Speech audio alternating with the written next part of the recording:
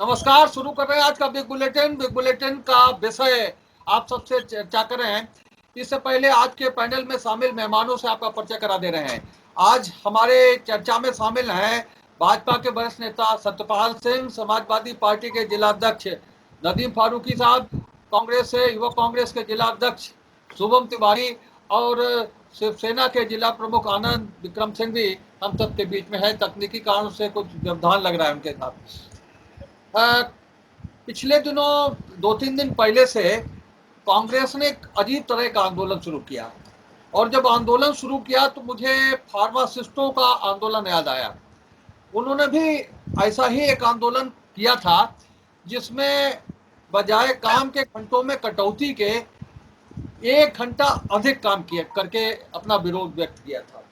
कांग्रेस का आंदोलन भी कुछ उसी स्वरूप को लिए है और लॉकडाउन के दौरान जो परिस्थितियां बनी हैं उसमें हर आंदोलन से लेकर के हर चीज का स्वरूप बदल गया है और वही लगता है कि स्वरूप बदलते बदलते इस स्थिति में पहुंच गए हैं कि जो आंदोलन जिंदाबाद मुर्दाबाद तक सीमित होता था, प्रदेश अध्यक्ष की रिहाई को लेकर के जो आंदोलन कांग्रेस का चल रहा है वो सत्याग्रह बनाम महारसोई, ये स्थिति बन गई है कि है नाम सत्याग्रह का और सत्याग्रह को हम कर रहे हैं लोगों की सेवा करके, लोगों में खाना वितरित करके, लोगों और महारसोई चला करके।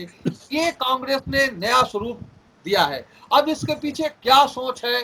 कांग्रेस उतना तल्ख विरोध कर नहीं पा रही है, इसलिए स्थिति ये हो सकती है। ये भी हो सकती है कि इस समय भीड़ नहीं जुटाई जा सकती है, इसलिए ये स्थिति हो सकती है। ये भी हो सकती है, ये भी स्थिति हो सकती है कि कांग्रेस के आंदोलन बहुत प्रभावी नहीं हो पा रहे हैं, इसलिए अपनी ओर आकर्षित करने के लिए आंदोलन का ये स्वरूप रखा गया हो। क्योंकि वो जमाना रहा नहीं कि तो गांधी जी के बारे में कहा जाता था, गांधी जी के सिद्धांत के बारे में कहा जाता था कि एक गाल पर अगर कोई तमाचा मारे तो दूसरा गाल भी कर दें। तो आंदोलन का जो नया कांग्रेस ने विकसित किया है अपने प्रदेश अध्यक्ष की रिहाई के लिए महारसोई चला करके, क्या है पूरा पूरा पूरा इसका उसका कॉन्सेप्ट क्या है, इस बारे में हम शुभम तिवारी से ही चाहेंगे कि वो थोड़ा सा एक्सप्लेन करें ताकि चर्चा आगे बढ़ सके। धन्यवाद शेखर जी।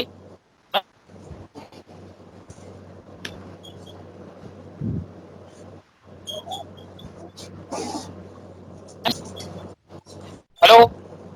हाँ आ रही है आवाज जी, सबसे पहले तो मैं आप सबके बीच में एक बात रखना चाहूंगा कि जैसा कि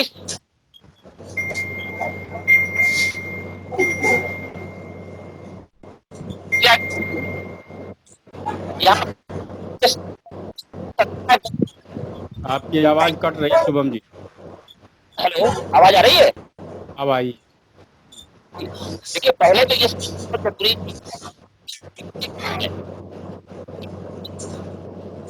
फिर गोल हो गई आवाज गोल जी, आवाज कट रही, बहुत कट रही है, बहुत हल्की सी आ रही है। लेफ्ट होके ज्वाइन हो।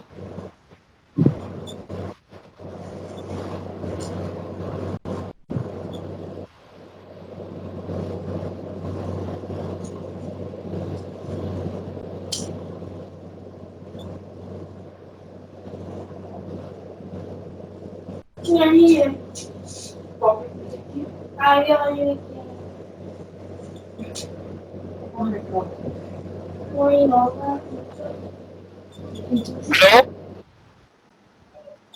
हेलो। हाँ बोलो। पहले तो कहना जरूरी है कि शब्द का इस्तेमाल यहाँ पे क्यों किया गया। सत्याग्रह का मतलब है जो कांग्रेस मानती है सत्य के लिए आगे एक नई बात तो दोबारा से दोहरा, सत्य के लिए आग्रह।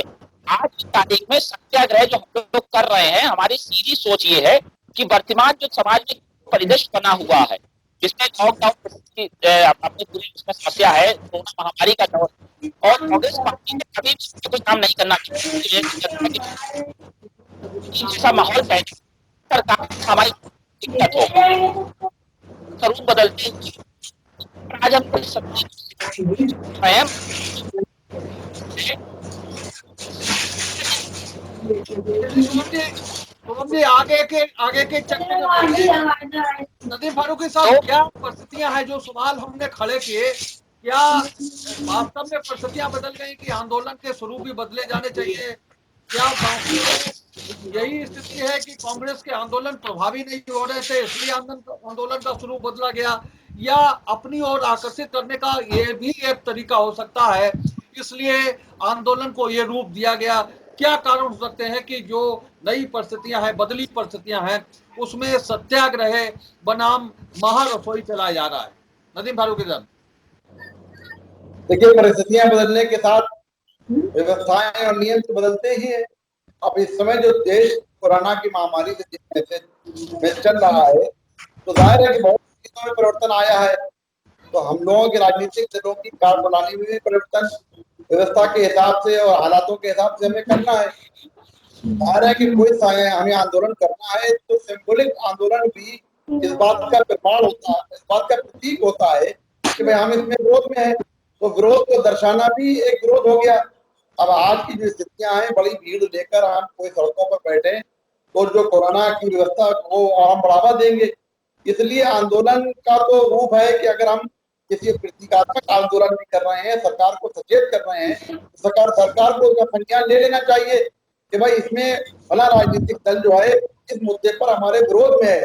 आवश्यकता नहीं है कि 1 लाख लोग सड़कों पर आकर विरोध करें, 10 लोग भी अगर उत्पाद कर रहे हैं तो वो विरोध माना जाएगा। तो पहले हालातों में राजनीतिक दलों की कार्यप्रणाली वर्तमान समय में बदली हुई है और वो समय की आवश्यकता है। और देश की स्थिति को देखते हुए मैं समझता हूँ ये आवश्यकता है कि देश के मगर सबसे बड़ा खतरा बीमारी को रोकने का है, उसके मद्देनजर ही हमें आंदोलन और वो सही रहे। दयानंद जी, ये जो आंदोलन शुरू किया कांग्रेस ने, वही भूमिका है जो हम बता रहे हैं आपको शुरू से। क्या वास्तव में समय की मांग है, आवश्यकता के अनुरूप है, परिस्थितियां बदली हैं इसलिए आंदोलन का स्वरूप बदला है, या कांग्रेस के आंदोलन प्रभावी नहीं हो पा रहे थे इसलिए नया स्वरूप दिया गया है इस आंदोलन को? क्या कारण हो सकते हैं? देखिए, जिस तरह का अभी परिवेश चल रहा है देश में और प्रदेश में, उस तरह तो यही आंदोलन का यही स्वरूप होना चाहिए। मुझे नहीं लगता है कि जिस तरह से पहले भीड़ की जाती थी, इकट्ठी किए जाते थे, धरने दिए जाते थे, उनमें भीड़ इकट्ठी होती थी, उससे वो करने से आज की डेट में जो बीमारियां बढ़ रही हैं वो और बढ़ती। हो सकता है ये एक अच्छा स्वरूप है और होना भी चाहिए। यही एक ऑप्शन भी है क्या कि जो भी पार्टियां हैं वो इस तरह अगर काम करेंगी, अगर वो बैठ के अकेले में चीजें कर रही है, वो उनकी मजबूरी भी है क्योंकि इस तरह की शासन की सरकार की गाइडलाइन है कि आप भीड़ इकट्ठा नहीं कर सकते हैं। तो ये कहा जाना चाहिए एक स्वरूप बन सकता है। भविष्य में आने वाली राजनीति भी इससे ओतप्रोत रहनी चाहिए। सतपाल जी,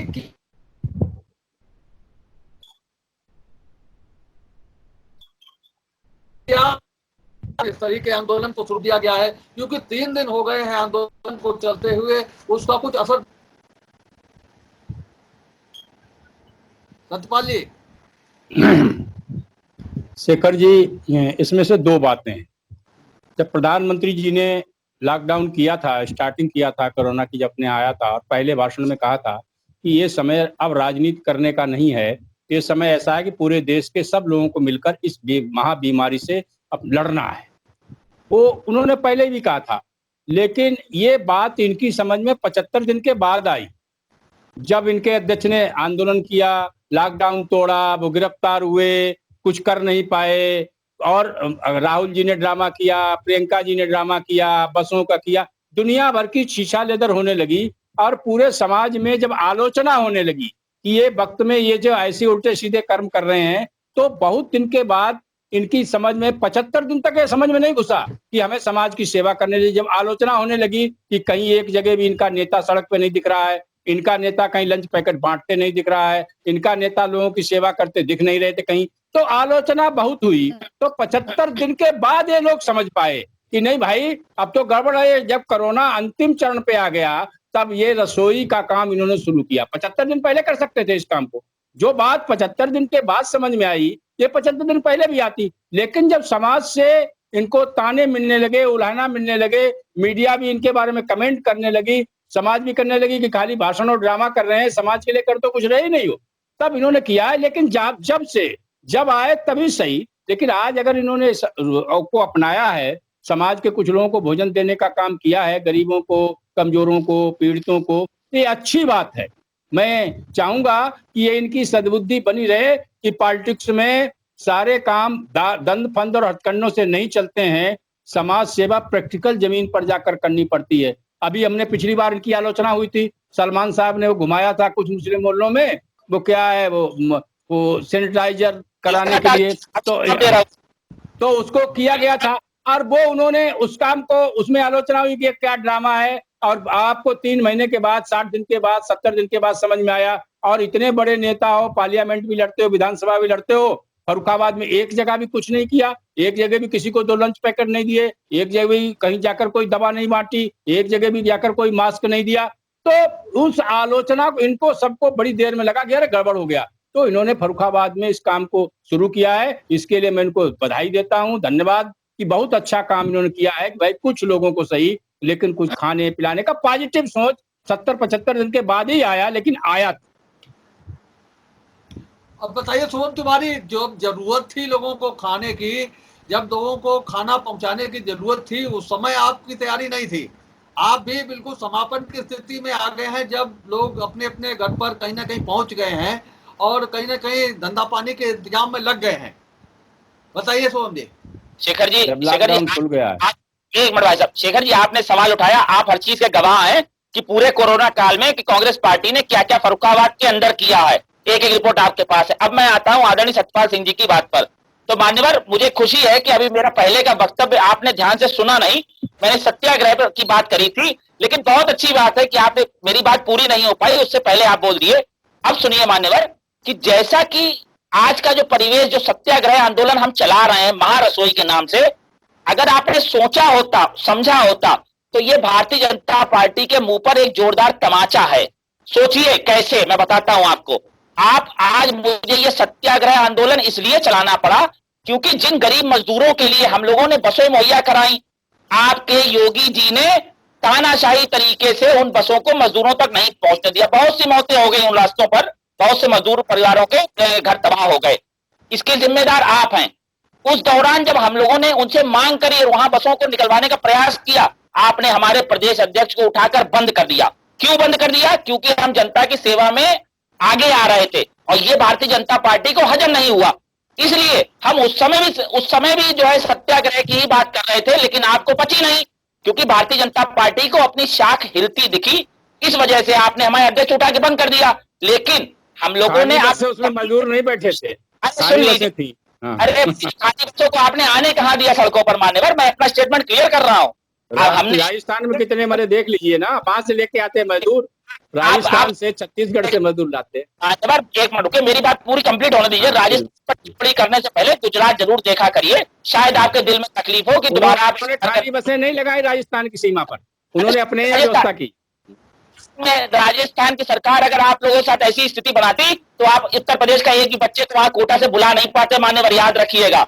कांग्रेस जैसी सोच आना और पालना बहुत कठिन काम है। रही बात जो आपने अभी सैनिटाइजेशन पे जो है आरोप लगाया, तो आपको बता दूं, कृपया अपडेट रहा करिए। अगर आप आदरणीय शेखर जी का प्रोग्राम ही देखते रहते हो, न्यूज सुनते रहते हो, तो आपको मालूम पड़ जाता है कि पिछले 4 दिन से लगातार शहर के आज करीब 100-125 मोहल्लों में सैनिटाइजेशन हो चुका है। अगले 3 दिन में आपके आवाज विकास भी आ रहा हूं, जिसके प्रत्यक्ष गवाह आप भी बनेंगे और हमारे आदरणीय बिट्टू भैया भी बनेंगे। तो देखिए, 100 मोहल्ले हैं ही नहीं। अरे छोटे छोटे, यही तो आप लोगों की समस्या है ना, यही तो आप लोग की समस्या है कि छोटी छोटी गलियों के भी जो नाम है, मैं आपको पूरी लिस्ट दूंगा, क्रॉस चेक करिएगा और देखिए वहां पे सैनिटाइजेशन हुआ कि नहीं हुआ।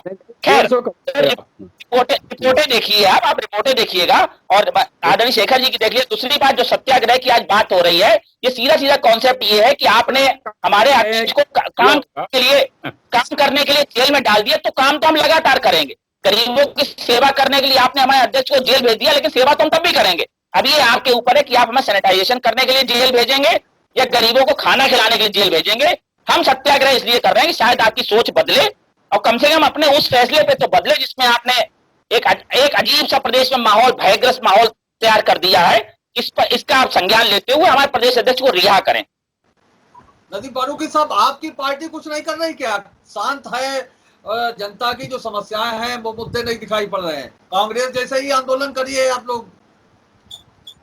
हमारे तो पार्टी के राष्ट्रीय अध्यक्ष का निर्देश शुरू से ही आ गया था कि हम लोग जनता के लिए जो राशन वितरण का काम करें, उन्हें भोजन वितरण का काम करें, वो हर जनपद में हमारे कार्यकर्ता नेता ने नियमित रूप से बराबर किया है, निरंतर किया है। सड़कों पर हमारे राष्ट्रीय अध्यक्ष की पत्नी और पूर्व सांसद डिम्पल यादव जी ने लोगों को खाना वितरण किया है।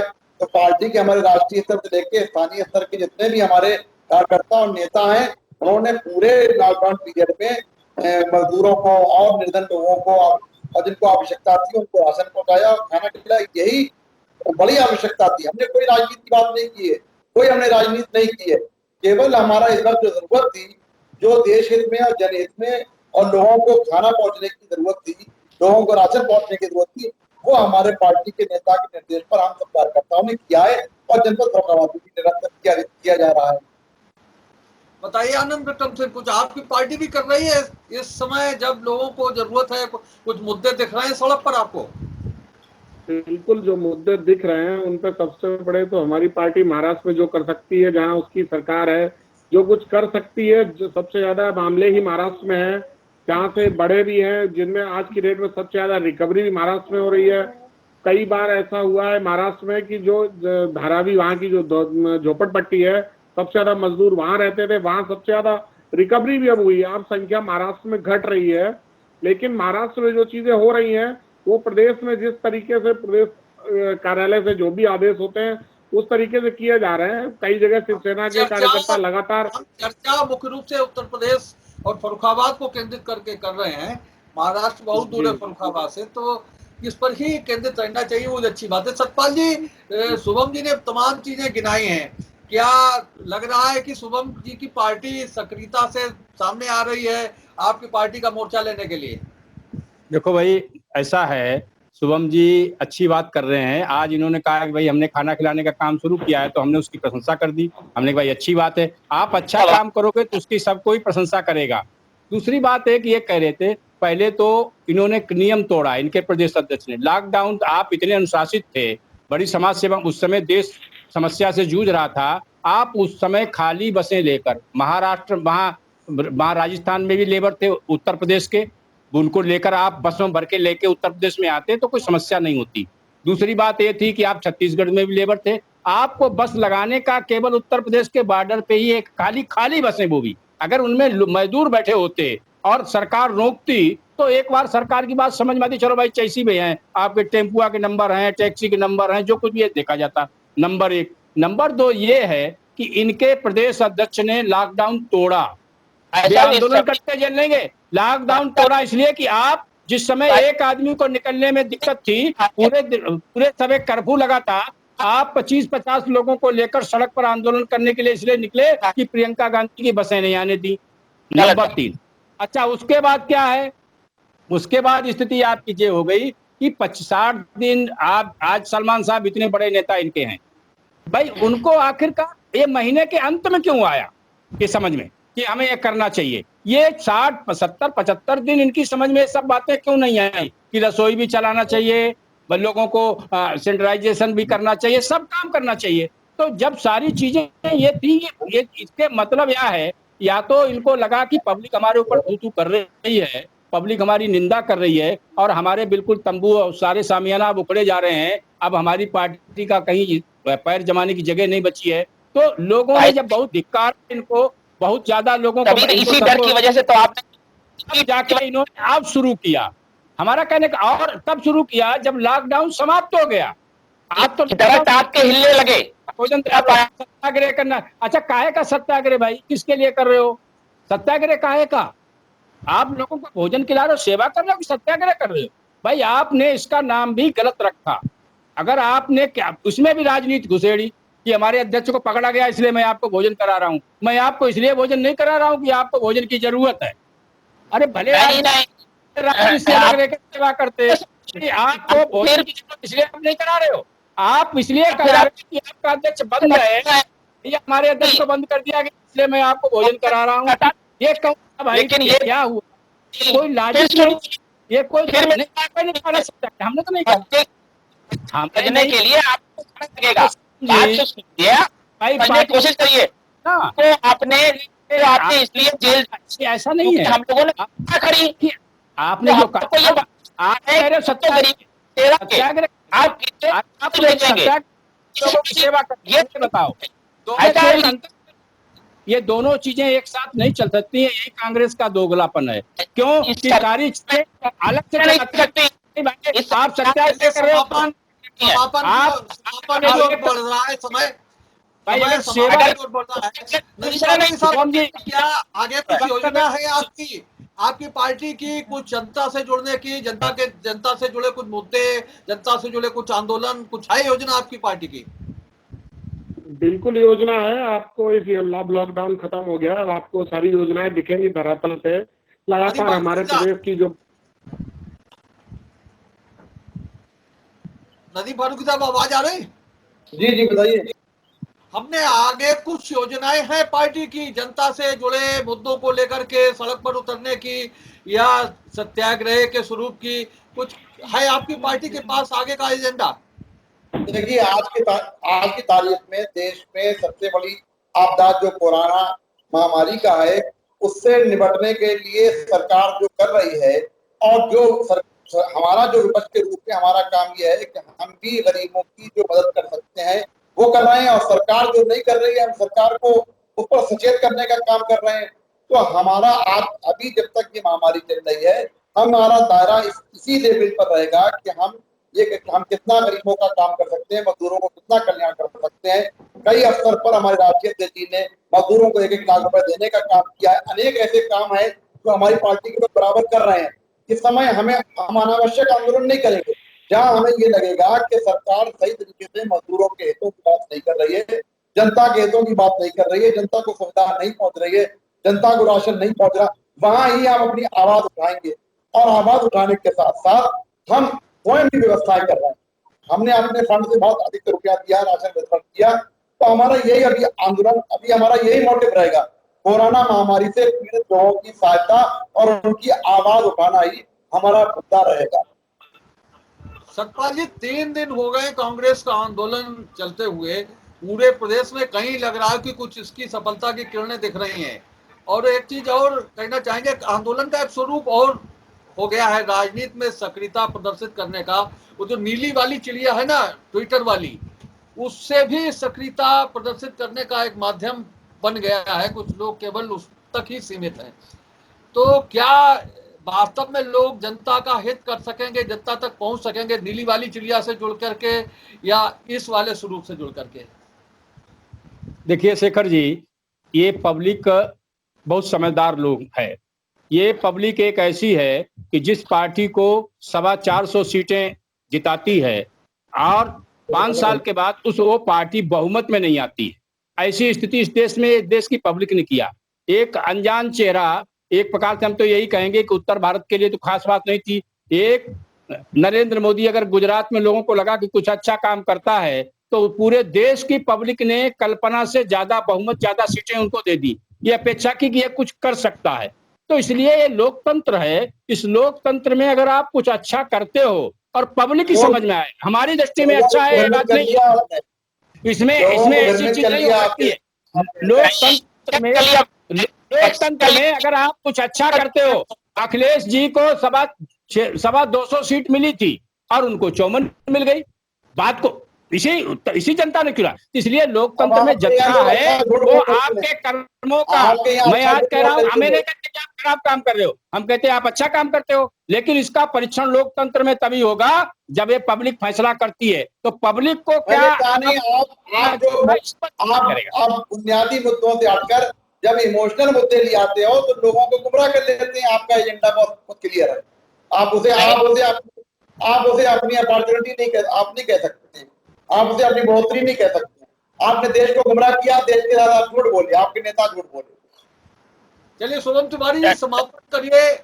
क्या आपका आंदोलन कितना सफल है? सत्याग्रह आपका कितना सफल है? कहां तक जाएगा? क्या है इसका सर्वोच्च पॉइंट? मैं उसको बोलने से पहले एक छोटी सी बात का जवाब दूंगा। जो सतपाल सिंह जी ने बोला, उन्होंने बहुत अच्छी बात बोली कि जो पार्टी इतने बहुमत साथ सत्ता में आती है वो दोबारा रिपीट नहीं हो पाती इस पब्लिक द्वारा। तो अच्छी बात उन्होंने योगी और मोदी जी के रायबरेली से इंदिरा गांधी चुनाव हार जाती है, ग्वालियर से अटल बिहारी वाजपेयी चुनाव हार जाते हैं। ये तो मैं लोकतंत्र की तस्वीर है ही। कह रहा हूँ कि इस खूबसूरती को, इस लोकतंत्र की खूबसूरती को सत्यपाल सिंह जी अच्छी तरह भांप चुके हैं और वर्तमान में योगी जी के और मोदी जी के उतरने के लिए पूर्ण रूप से तैयार हैं। दूसरी बात, सत्याग्रह की जो आज बात हो रही है, तो देखिए ऐसा है कि जिस हिसाब से आज देश का परिवेश बन चुका है, कांग्रेस पार्टी हर तरीके से गरीब और मजदूरों के हित में काम करती है, करती रहेगी। उनके हितों को लेकर आज हमारे प्रदेश अध्यक्ष को जेल में ठूसा गया है, ये निंदा का प्रश्न है। और अगर सेवा करने के लिए हमें जेल भेजा गया है तो हम सत्याग्रह ऐसे महारसोई चलाकर सत्याग्रह करते रहेंगे, सेवा करते रहेंगे। भारतीय जनता पार्टी अगर चाहे तो हमारे एक एक कार्यकर्ता को जेल भेज दे, लेकिन हम सेवा भाव खत्म नहीं करेंगे। नहीं भेजेंगे भैया, लोगों ने खड़ा करो, जेल क्यों भेजेंगे? अच्छा काम करोगे तो जेल क्यों भेजेंगे? गुंडे करोगे सड़क पे तो क्या बात कही? तो फिर एक बार लॉकडाउन तोड़कर जेल गए, एक बार भेज,